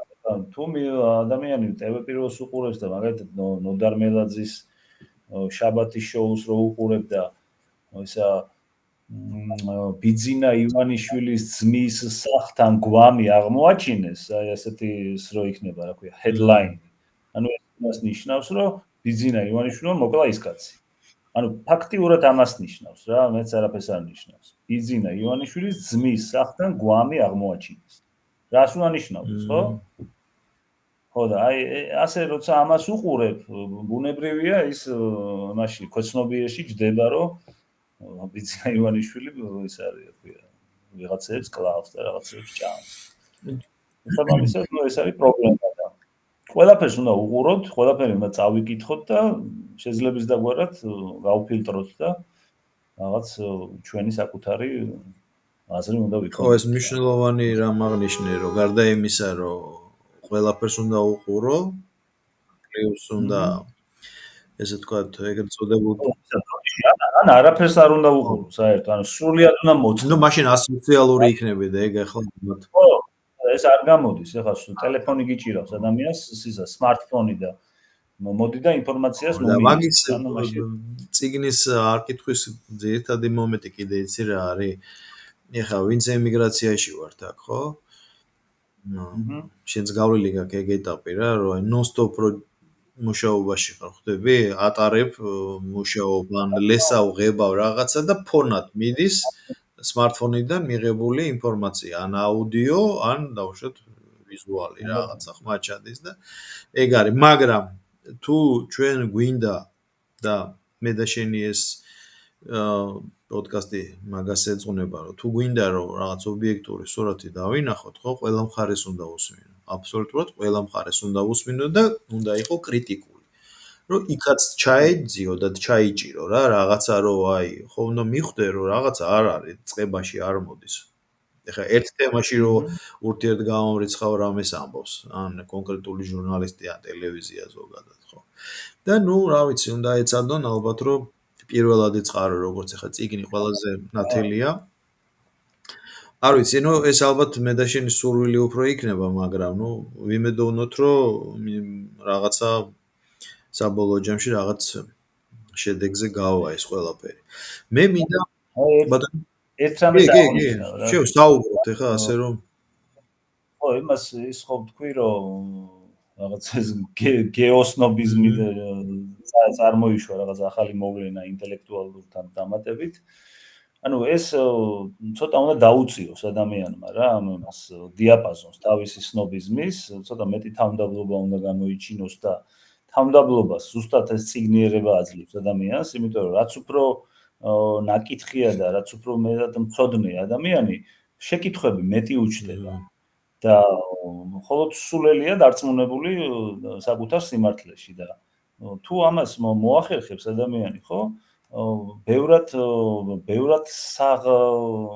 აზრს მიიღებს საკუთარ თავშივე, რომ გარკვეული თავმდაბლობიდან გამომდინარე, ბევრ შეკითხვას დასვამს, ბევრი ეჭვი გაჩნდება, ეჭვი რახან გაჩნდება, მერე გარკვეულ კვლევაძიებას ჩაატარებს, რაღაცას მოიკვლევს და უფრო მეტად მოიძიებს ამა თუ ინფორმაციას და აქედან გამომდინარე, მით უმეტეს ემიგრანტი, ეხლა როდესაც ადამიანი წამოვიდა თავის ქვეყნიდან და გარკვეული ესა წარმოდგენა აქვს თავის თავზე, რომ აი რაღაცა საქართველოს პერიფერია მიატოვა და მაშინ ნიუ-იორკში ჩამოვიდა, ან ბერლინში, ან რომში, ან პარიზში და მით უმეტეს, როდესაც შენი ქვეყნის მადინებელი თუ ხარ, მერთა დაიფაროს, მაგრამ ასეთებიც არიან სამწუხაროდ. მერე შენ ხდები თავად უკვე პროვინციალი, იმიტომ რომ ჩამოხვედი პოლიაში, შენი არაფერი არ მოგწონს და არ გიყვარს გარკვეული რაღაცა ოიკოფობია გემართება რა, ანუ სამშობლოს სიძულვის ნიშნავს ოიკოფობია. ოიკოს ბერძნულად სახს ნიშნავს, ფობია თავისთავად სიძულვის და ასეთი თუ გახდი სნობი კი იყავი, მაგრამ გახდები პროვინციელი და რაღაცა სიმბიოზი იქნება სნობისა და პროვინციელის. სნობინციალი, ასეთი სიტყვა რო გამოვიგონოთ, ხო?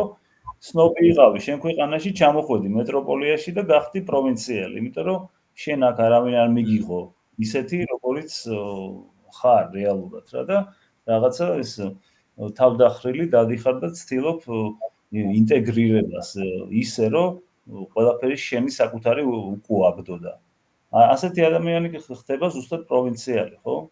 და რაღაცა ეს სიმბიოზი იქნება და სამწუხაროა ასეთი ქართველის ნახვა, ჩემი აზრით, რომ ყველაფერი თავისი უარყო და ცდილობს შეიწოვოს და შეისისხორცოს სხვისი.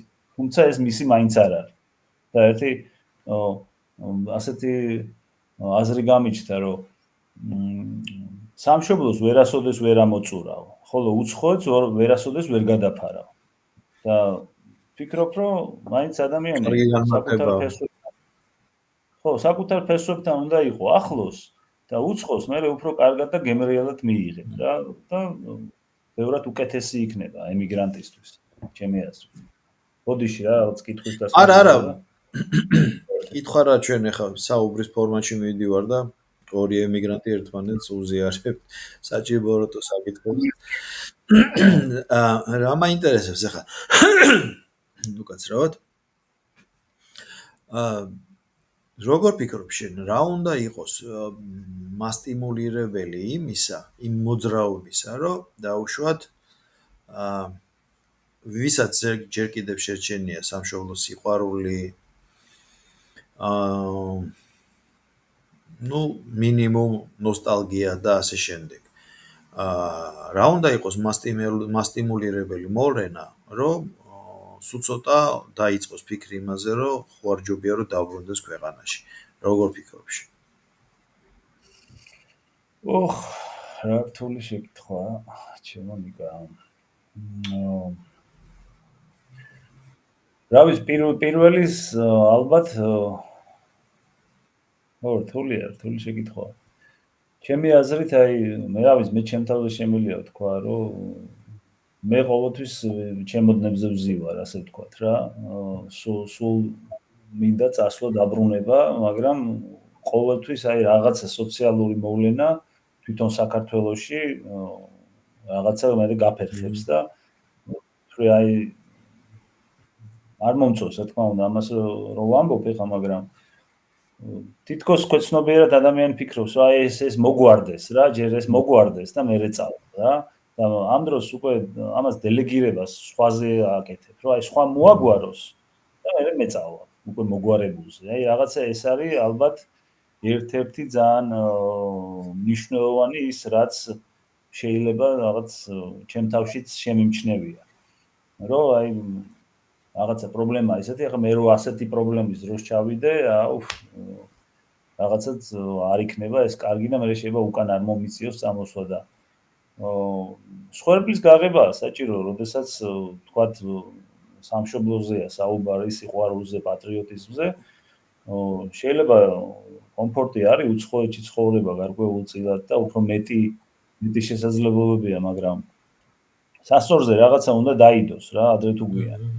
იმიტომ რომ თუ ბედნიერი ხარ სამშობლოს გარეთ, რა თქმა უნდა არჩი იქ სადაც ხარ რა, იმიტომ რომ მაშინ სამშობლოში უბედური ხარ და მე რა ვიცი, ყველაზე ბედნიერი ჩემ ქვეყანაში ვარ, ყველაზე თავისუფალი ჩემ სოფელში ვარ და სადაც ესა საზაფხულობით ბავშვობაში ჩავდიოდი და ასე შემდეგ. ანუ ესეთი მომენტები რა თქმა უნდა არის და კიდე ასევე საფრთხე უნდა იგრძნოს და რაღაც ადამიანმა თვითონ სამშობლოს შიგნით არსებული საფრთხე, რომ შენ მას ჭირდები შენ სამშობლოს და იგივე რა ომის სიტუაცია მაგალითად, ხო? აი უამრავი ადამიანი რაღაცას აპროტესტებს იმის რუსეთის საელჩოსთან, ან საქართველოს საელჩოსთან მიდის და დგას ტრანსპარანტებით და რაღაცებს ლოზუნგებს ისვრის. მაგრამ აი ომის შემთხვევაში ახლა როდესაც აი მეორე ფრონტის საკითხი იდგა და დიდი საშიშროება იდგა, რომ მართლაც შეიძლებოდა რაღაცა უბედურება მოხდარიყო ქვეყანაში. აი რა ყველა ემიგრანტმა უნდა კითხოს თავის თავს და მეც ჩემ თავს ვეკითხები, რა თქმა უნდა. ვიღავი მზად რომ ამეღო ბილეთი და გავქცეულიყავი საქართველოში და ავტომატი ხელში ამეღო. ანუ ასეთი შეკითხვები და ასეთი ბრძოლა საკუთარ თავთან უნდა გამართოს ადამიანმა და უნდა იფიქროს, რომ რაში ვჭირდები მე ჩემს სამშობლოს. თუ ამაში ვჭირდები, მაშინ იქ უნდა ვიყო. თუ არ ვჭირდები, მაშინ რაღაცა სხვა ქართული საქმე უნდა ვაკეთო, მაგრამ პროტესტი ვიღაცების საელჩოსთან არავითარ საქმეს არ აკეთებს, და ჩემი აზრით. საქმე არის პროფესიონალიზმი, როდესაც უცხოეთში ხარ და შენი სამშობლოსთვის იღწვი. ესაა კონკრეტული საქმე. მაგრამ ახლა შენ რაღაც შენ ყოფით საქმეებს ემაშვები აგვარებ და ხანდახან როცა მოიცლი რაღაცას გააპროტესტებ, სადღაც დადგები, ну ეს არ ამგონია, რომ ნაღდი საქმე იყოს, რა, რაც სამშობლოს ეხება და და კიდე ასევე გარეთ ანუ ადგილსამყოფელი ქვეყანაში არსებული საფრთხე შეიძლება იყოს მასტიმულირებელი, აი მაგალითად გერმანიის სახელმწიფო ძალიან დიდ თანხას დებს სამხედრო ბიუჯეტში. საფრთხეზეა საუბარი, რომ რუსეთი დაესხმება თავს გერმანიას მაგალითად, ხო? ანუ ასეთი სიტუაციის შედეგად შეიძლება ადგეს ქართველი და წავიდეს უკან სახლში, იმიტომ რომ სახლში ჯობია. აი მაგალითად პანდემიის დროს საკონსულოში მუშაობდი გენერალურ საკონსულოში და ხალხი მირეკავდა და ჩემ ქვეყანაში მირჩევნია მოკვდე და ჩემი ქვეყნის მიწა დამეხაროს და ანუ ასეთი ისინი იყო, ხო? ანუ როდესაც ამგვარი საფრთხეა, ეგზისტენციალური საფრთხე, ეგეც არის ანუ ეს სამი ამბავი ახლა რაც ჩამოვთვალე, ალბათ შინაგანი მდგომარეობა, რომ მოდი მეწავალ და მე გავაკეთებ იმ საქმეს, რაც გასაკეთებელია, რაც ჩემი ქვეყნისთვის კარგია და არ გადავაბარებ სხვას და მე კი არ წავალ. ის რომ ასევე შეიძლება სამშობლოს რაღაცა დასაჭირი კონდეს და ავდგები ახლა და წავალ და კიდე ის საფრთხე, რაც მაგალითად შეიძლება შეიქმნას იმ ადგილსამყოფელ ქვეყანაში. ანუ ეს ფაქტორები ახლა უცებ მომივიდა აზრად. მე ამას დავამატებდი ერთ ფაქტორს, რომ ხშირად ჩემს სტუმრებს ვეკითხები, ჩვენც ვისაუბრია, აქ ესე გავყურით. ვეკითხები, თუ რა როლი ეკისრება საქართველოს ხელისუფლებას, სახელმწიფოს ემიგრაციის დაბრუნების დაბრუნებაში, ხო, როგორც მასტიმულირებელი მომენტი. და ყველა პასუხობს იმას, რომ ქვეყანამ უნდა გააკეთოს უფრო მეტი. ნუ უფრო მეტში ახლა ეს ისეთი ზოგადი იმდენად წევადია, რომ ყველა თემას და დაუშვათ ყველა სეგმენტ შეიძლება შეეხო ყოფითი ცხოვრების, მაგრამ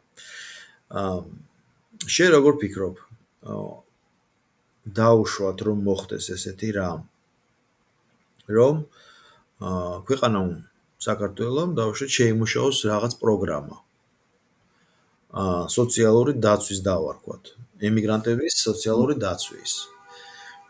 იქნება ეს გაჩენჯერსი რა ჩაიწერება იმ პროგრამაში, ხო, ანუ რეალურად ხელმისაწვდომი უნდა იყოს და რეალური უნდა იყოს და არა დავუშვათ ზოგადი. როგორ ფიქრობ, ეს იქნება მასტიმულირებელი იმისა, რომ ხალხი დაიძრას ქვეყნისკენ? ეგ კარგი შეკითხვაა, რა თქმა უნდა, მაგრამ მე რო ეკონომისტი ვიყო, უფრო ალბათ კვალიფიციურ პასუხს გაგცემდი და ახლა არა ვარ ცოტა გამიჭირდება, მაგრამ ნუ რაღაც წარმოდგენა მაქვს და ქვეყანა უნდა იყოს ძლიერი, რომ ემიგრანტი მიიღოს და თუ ახლა ქვეყანაში ემიგრანტების გადმორიცხვით გარკვეული ეს არის როგორ თქვა იმიგრაციის გადმორიცხული ფული მნიშვნელოვანი პროცენტი უჭირავს საქართველოს ბიუჯეტის შევსებაში. და ესე იგი, რახან ეს ასეა, ემიგრანტების მასობრივი უკან დაბრუნება თვითონ სახელმწიფოს ინტერესებში, როგორც ჩანს, დღესდღეობით არ არის. იმიტომ რომ სახელმწიფო არის სუსტი. მაგრამ თუ სახელმწიფო გაძლიერდა და სახელმწიფოს აძლიერებს ინვესტიციები. ანუ როდესაც ქვეყანაში იდება ინვესტიციები და ქვეყანა ვითარდება და საქართველოს ჭირდება თავისი თავისი მაცხოვრებელი ოდესღაც, რომელიც წავიდა და არა როგორც რაღაც სულადობით, ამას კი არ გულისხმობ, არამედ რაღაც კვალიფიკაციით. და თუ კი მაგალითად ხო 150,000-ო იმაში ნიუ-იორკშიო 100,000 კვალიფიციური ქართველი თუ კი ჭირდება საქართველოს თავისი კვალიფიკაციით, მაშინ უნდა მიიღოს, ხო? უნდა გამოაცხადოს ქვეყანა, რომ აი ამდენი და ამდენი ადამიანი გვჭირდება ამ სეგმენტში. და უნდა შეთავაზოს ადამიანს ალბათ იგივეს ვერ შეთანხმებს, რასაც ნიუ-იორკში ან ევროპაში ადამიანი შეუძლებს, მაგრამ ის დააკომპენსირებს რაღაც ღირსეული და თანაც ამავე დროს სტაბილურობას აქვს ძალიან დიდი მნიშვნელობა. კი, სტაბილურია გარკვეული შემოსავალი, რაზეც თქვა გეპატიჟება შენი სახელმწიფო, სტაბილური იქნება. შენ თუ კეთის სინდისიერად შეასრულებ და პროფესიონალურად შენ საქმეს, მაშინ ადამიანი აი ამ ნოსტალგიური მომენტებიდან გამომდინარე მოიკლებს გარკვეულ კომფორტს და რაღაც გარკვეულ შემოსავალს უცხოეთში და დაბრუნდება ქვეყანაში. ანუ ეს უნდა დაბალანსდეს რაღაცნაირად და თუ არ იქნება ამგვარი სტაბილურობა არ იქნება შეთავაზებული, ღირსეული ხელფასი არ იქნება შეთავაზებული, ну მაშინ უკეთეს და უფრო მეც მიჩვეული ადამიანი ჩემი აზრით გაუჭირდება ნამდვილად და რავი, ჩვენ გვინდოდა ყოველთვის რომ ამერიკელებს ჩაედო ჩვენ ქვეყანაში ინვესტიცია, მაგრამ როგორც ბატონმა ობამამ თქვა, ისა რუსეთს აქვს ესკალაციის დომინირების საშუალება რეგიონშიო და ანუ თუ კი ასეთი შეხედულებაა, მაშინ ესე იგი თავის ფულს, თავის ინვესტიციას ამერიკა ფიქრობს რომ ვერ დაიცავს კონკრეტულ ქვეყანაში და შესაბამისად ამიტომაც არ ჩადებულა, ხო, ამერიკული ინვესტიციები, პირდაპირ ინვესტიციები, რასაც ქვია, ჩვენ ქვეყანაში, იმიტომ რომ არა აქვს იმედი, რომ მას დაიცავს. ხო, შესაბამისად ხო, ის 5 მილიარდია, რასაც გვაყვედრიან, საბოლოო ჯამში ხო გაირკვა, რაშიც იყო ჩადებული.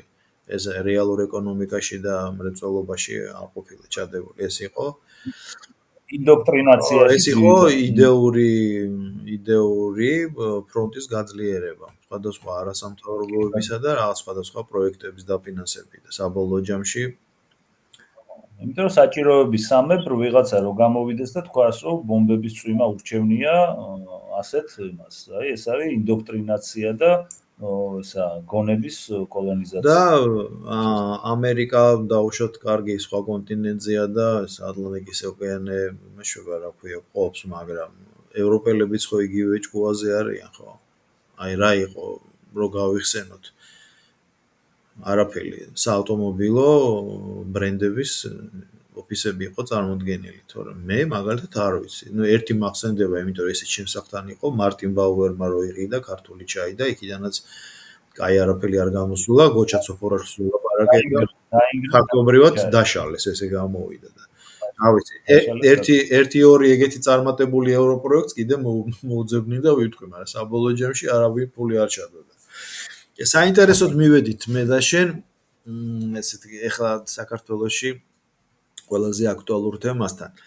როგორ უყურებ შენ ამ არაბულ ინვესტიციას? არ არის პატარა ფული, 6 მილიარდ ნახევარზეა ლაპარაკი. რა შლეიფი შეიძლება ამას თან ახლდეს? ყველაზე ცუდი იცი რა იყო?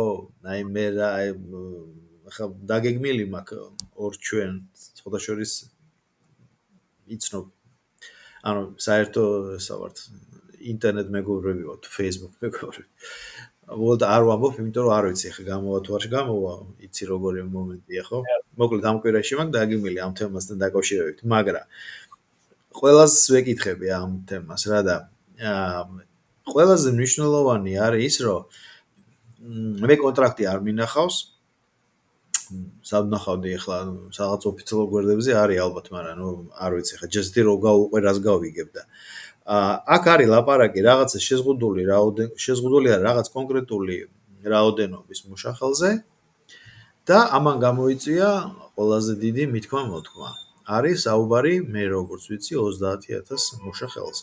ნუ იქ ამბობენ რომ კვალიფიცირებულ მუშახელზე. ხო და აი რას ფიქრობ ახლა ამ ყველაფერთან დაკავშირებით? თან მე მიხარია რომ ახლა ზუსტად ვისაუბრეთ რომ ვინ ჩადებს საქართველოში ფულს. მხოლოდ რეგიონალური მოთამაშე. ევროპა ჩვენ გვიყურებს როგორც მას რა ქვია, ღობის იქით ქვეყანას. ამერიკისთვის საერთოდ რუქაზე რო დააჯინო ახლა სენატორი ან კონგრესმენი დარწმუნებული ვარ ვერ გვიპოვის. და გინდა გლობუსზე ხო და რეგიონალური მოთამაშეებიდან ყველაზე შეძლებული ვინც არის აღმოჩნდა, ნუ თლად რეგიონალური არ არის, მაგრამ ყველაზე ახლოს არიან არაბები, ხო? იმიტომ რომ თურქეთის საინვესტიციო პროგრამა მე მახსოვს ესეთი დემირელი იყო პრემიერ-მინისტრი და საგანმანათლებლო სისტემაში ვითომ ჩადო მის სახელობის სკოლები გაიხსნა, მაგრამ ფაქტობრივად ულკერი შოკოლადით შემოიფარგლა, მე როგორც ვიცი, მაქსიმალურად ესე იგი იმპორტი შემოდიოდა მსგავსი საქონლის და ნუ კიდე რაღაცა, მე არ ვიცი ხა თურქული ერთობლივი საწარმოა, თურქული დიდი ინვესტიცია საქართველოში რა არის. რუსებთან ჩვენ პოლიტიკური ურთიერთობა არ აქვს და შესაბამისად ინვესტიციაც ვერ იქნება ოფიციალურ დონეზე და არაოფიციალურად მით უმეტეს და ვიმჩვევა. ნუ აზერბაიჯანი გასაგებია, სოკარია და ისიც ინვესტიცია არ არის, ის რაღაცა ერთობლივი პროექტია, სადაც საქართველოს კიდე გაურკვეველია საერთოდ რა ბენეფიტი რჩება იქიდან, სომხებს თავისთავი გაჭირვებია და ვინ დარჩა? ლევან. ხო, ირანი და ნუ ირანი გუშინ დაბომბეს აგერ. ხო ეგრეა. ხო და ვინ დარჩა? დარჩნენ არაბები და მოაქვთ ეს 6 მილიარდ ნახევარი. აი ხა რა ვქნათ? ესე იგი ერთი ხუმრობით ვიტყვი, რომ ოცნების მოწინააღმდეგეებს რაღაცა კოგნიტური დისონანსი აქვთ. ვეღარ გაიგეს, პრორუსული ძალაა თუ პროარაბულია ეს. ეს ვეღარ გაიგეს და. იცით ქართველს ვეცნობიერად რომ ისლამთან გარკვეული შიშები კონდეს. ეს ახლა გასაკვირი საერთოდ არ არის და მესმის ჩვეულებრივი ადამიანის შეშფოთება, მაგრამ ძალიან არ მივესალმები ისეთ ადამიანებს და ისეთ პოლიტიკურ ძალას, რომელიც ამას არსებული ხელისუფლების წინააღმდეგ იყენებს საკუთარი ქულების დაწერის მიზნით. ეს არასწორია, მე მგონი, ჩემი აზრით. თუმცა ყველა შეიძლება რეალური გულის ტკივილი კონდეს ქვეყნის და ქვეყნის მომავლის სადმი და ახლა მე პირადად აზიზიეს მეჩეთს ვეწინააღმდეგებოდი და ბათუმში ვიდექი და ამ ყველაფერს ვაპროტესტებდი ფარში და წვიმაში, იმიტომ რომ რაღაც გრანდიოზული მეჩეთის აშენებას გეგმავდა თურქეთი. მიხეილ სააკაშვილის ნემითი ასე ვთქვათ ნებართვით და ღვთისწყალობით ეს არ მოხდა. და ძალიან ამაყი ვარ ამით მე პირადად. და საერთოდ ინვესტიცია რასაც შეეხება ინვესტიციას ვთქვით, რომ ინვესტიცია აუცილებელია ქვეყანისთვის, ქვეყანა რომ გაძლიერდეს, იმიტომ რომ ჩვენ არ ვიცით რა მოხდება ჩვენს რეგიონში ომი სად მიიყვანს ამა თუ იმ მოთამაშეს და საერთოდ დანაწევრებული ქვეყნის საკითხი რომ კითხვის ნიშნის ქვეშ დგას, ეს უნდა ესმოდეს ძალიან ბევრს, იმიტომ რომ ჩვენ ვართ დანაწევრებული ქვეყანა. დაშლილი ქვეყანა ვართ ფაქტიურად, ორი ოკუპირებული ტერიტორია გვაქვს, ნახევრად სუვერენული ვართ, იმიტომ რომ ჩვენს ტერიტორიაზე უცხო ქვეყნის ჯარი დგას და ბაზა აქვს. და როცა ცნობ და მიგაჩნია შენათ ეს ტერიტორია და იქ ვიღაცის ჯარი დგას შენი ნებართვის გარეშე, ეს იგი რა სუვერენიტეტზეა საუბარი, ხო?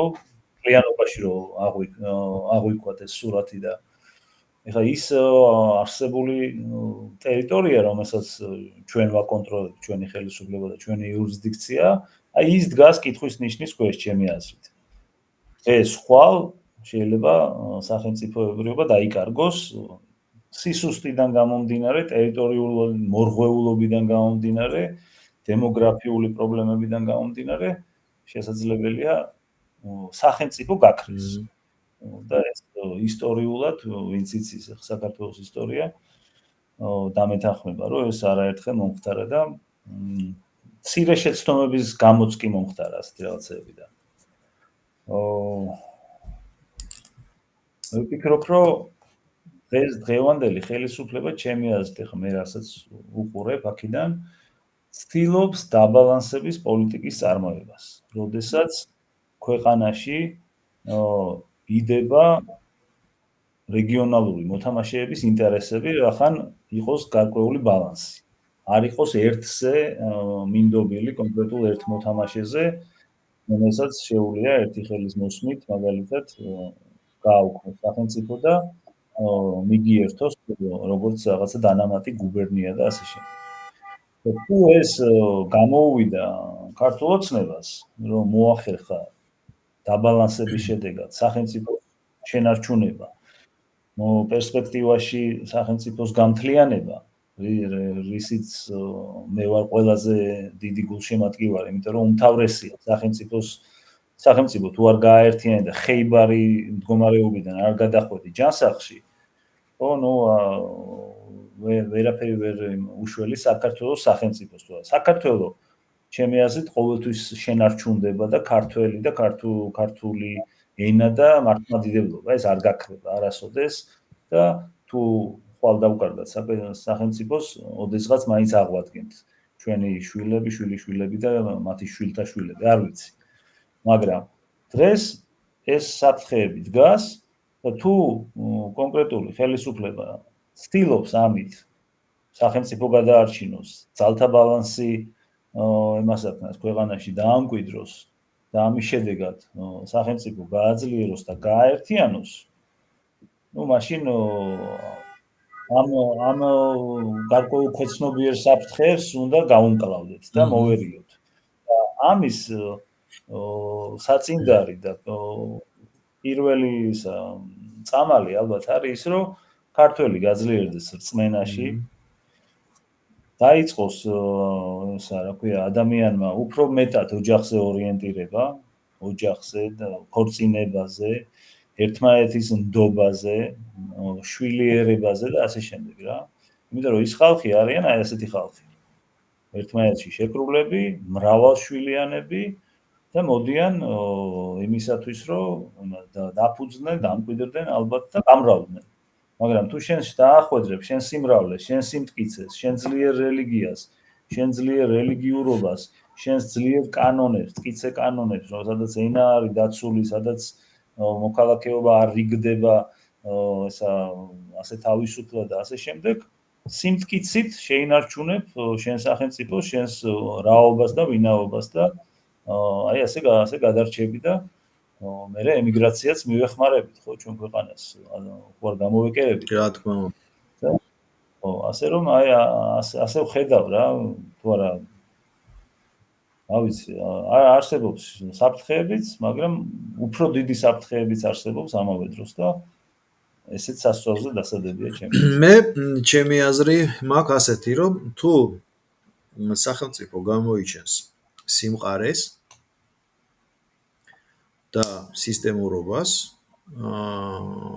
მისთვის 6 მილიარდ ნახევრის ათვისება პრობლემა არ იქნება თავისი თანხლები შლეიფები თუ ეს იქნება სისტემური სახელმწიფო ანუ მე რას გულისხმობ ნახე აი როგორც გასაგებია რომ იყოს მაყურებლისთვის აი როგორც შემოუშვებ იმ 30000 პირობითად თუ შეთანხმდნენ ამაზე ან თუ მართალია ესეთი ან რაღაც ხო როგორც შემოუშვებ და რომ აშენდება და გაეშვება ხო როგორც შემოუშვებ ისე რომ გაუშვებ ვები ხო და იმ 6 მილიარდ ნახევარში რაც არის ჩადებული კონტრაქტით მე ხლა ვერ გეტყვი რა არის წილობრივი მონაწილეობა რაღაცა ეს ამ ეტაპზე ჩემთვის მიუწვდომელი ამბავია მაგრამ აი იმ ხელშეკრულებით რაც არის გათვალისწინებული იმასაც თუ დაიცავ და ამას ჭირდება ხელისუფლების და სახელმწიფოს ნება თუ ეს ნება დაცული იქნება ინვესტიციაზე კარგი რა ამ პატარა ქვეყნისთვის გადასარჩენად უბრალოდ მე ვერაფერს ვერ ხედავ იმიტომ რომ ჩვენ ეხლა ლევან შენ კარგად იცი რომ მრეწველობას ერთ დღეში ვერ ავაშენებთ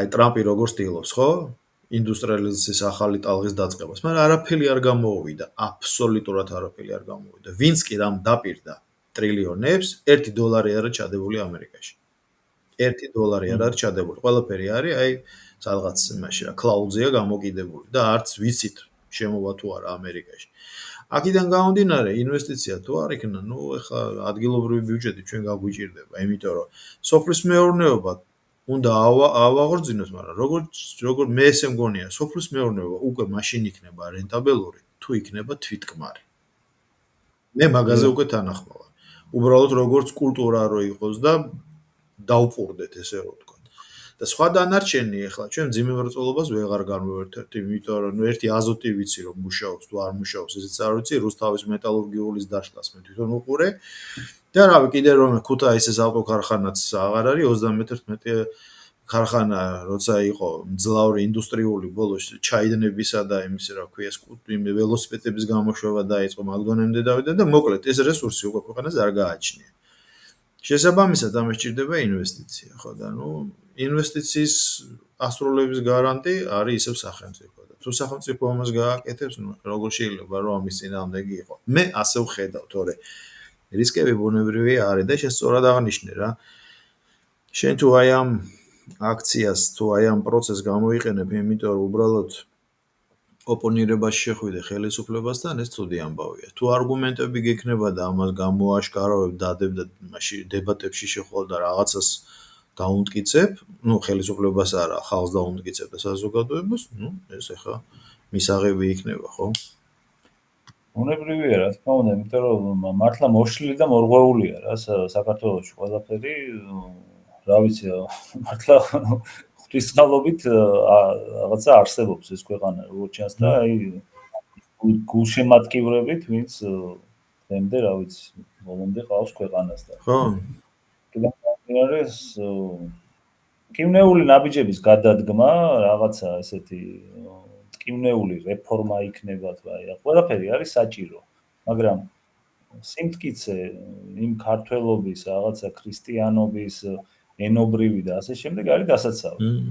და შიგნიდან კიდე აი გამრავლება და სტიმულირება მისი ოჯახების და მრავალშვილიანების და აი ასე შემდეგ. ის ფული თუ იდება, უნდა ჩაიდოს ზუსტად აი ამ იმაში რა, ოჯახებს ხელი გაუმართონ და ასე შემდეგ. ხო, აი სოციალური პროგრამებს თუ მოახმარენ, აი ამ ბენეფიტებს ძალიან კარგი იქნება, მრავალშვილიანი ოჯახების დაცვა და ასე შემდეგ. რაც ვიცი რომ არის კანონპროექტში, თემურ მაისურაძე მისაუბრა მასთან დაკავშირებით ჩემთან და კიდე ბატონმა გოჩამ თქვა რომ რაღაცა თემების განვითარება შეიძლება დაიწყოს, თავარი არის რესურსები და რესურსები არ არის. ერთადერთი რესურსები არის აი ჩვენი ინვესტიციები რა. ლევან, რა შეიძლება კიდე რომ დაამატო? დასრულებისკენ. დავამატებ იმას, რომ დავიწყოთ დიალოგის წარმოება ერთმანეთში რა. მე ვფიქრობ, რომ ქართველებს გასაყოფი არაფერი არ გვაქვს ერთმანეთში. დაგვიძველთა დიალოგი რა, პურვარილის არ იყოს. ერთმანეთს არ ველაპარაკებით გულახდილად და ამ საუბართან ერთად პოლიტიკური კულტურაც გვჭირდება და დიალოგის წარმოების კულტურა, იმიტომ რომ უნდა იპოვონ ადამიანებმა, ცოდნე ადამიანებმა ერთმანეთი და უნდა ესაუბრონ ერთმანეთს რა და ნდობაში უნდა შევიდეთ ერთმანეთთან, თუ კი აქამდე არსებობდა და დავკარგეთ, უნდა აღვადგინოთ ნდობა. ანუ ეს არის თან ასეთ მნიშვნელოვან დროში, რომელიც აი ფაქტიურად ატომიზაციას, გათითუკაცებას გვიქადის ეს რაღაცა სინგულარობები და პროგრესი და ასე შემდეგ ხო ხდები ხო? რაზეც ვამბობ და ანუ ნდობა ერთმანეთის და ერთმანეთთან მეტი საუბარი. ეს გვჭირდება ძალიან. როგორც ქვეყნის შიგნით, ასევე ქვეყნის გარეთ. აუცილებლად. და ოპონენტების შემოყვანაზეც შეიძლება იფიქრო რა, მაგალითად ადამიანებმა. ოპონენტების შემოყვანა რთული ამბავია, ხო იცი? ნდობა არ აქვს ერთი და პლატფორმასაც არ ენდობიან. ხო, ეგერ და იგივეა ხა. აი ზუსტად მაგაზე ვსაუბრობ, რომ ნდობა რო არ არის და რაღაცა აი ეს არის. ყველას გონია, რომ როცა განსხვავებული აზრის ინტერვიუერთან შედის, გონია, რომ მტრის ველზე შედის, თითქოს დანაღმული ველია და რატო ფიქრობენ ესე მე არ ვიცი. მაგრამ მე ჩემი მხრიდან მცდელობას არ დავაკლებ და ნახოთ. აბა, დიდი მადლობა. მადლობა შენ ამ საინტერესო საუბრისთვის და ჩვენ მე ასე ვფიქრობ, პატივცემულო მაყურებლებო, ვინც ამ ვიდეოს ნახავთ, ჩემს პლატფორმაზე, ლევანი თავის პლატფორმაზე განათავსებს და მოიწერეთ თქვენი აზრი, რას ფიქრობთ? ამერიკის ემიგრაციამ, ცალკე ევროპის ემიგრაციამ, მე ვიცი რომ მარტო ამერიკიდან არ მიყურებთ, ისრაელიდან მწერთ, ვიცი, ევროპიდან, ასევეა ლევანისთან და მოიწერეთ თქვენი აზრი.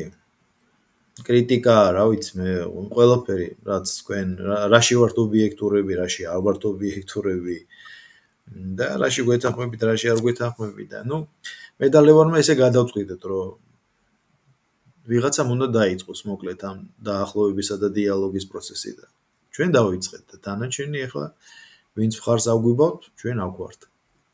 ესეა ხო? მერთმა ხელი მომნარს. ლევან, მადლობა. დიდი მადლობა ამ საინტერესო საუბრისთვის. გემშვიდობები, მოკითხვა ყველას ევროპაში, ბერლინში ქართველს და ყველანი კარგად ვიყოთ, ყველანი ჯანმრთელად ვიყოთ და რა ვიცი, ერთ ჩვენ ერთ დღეს მე თბილისში შევხვედრილიყავით რა. იმედია უახლოეს მომავალში. ნახოთ. დიდი მადლობა. აბა, დროებით, კარგად.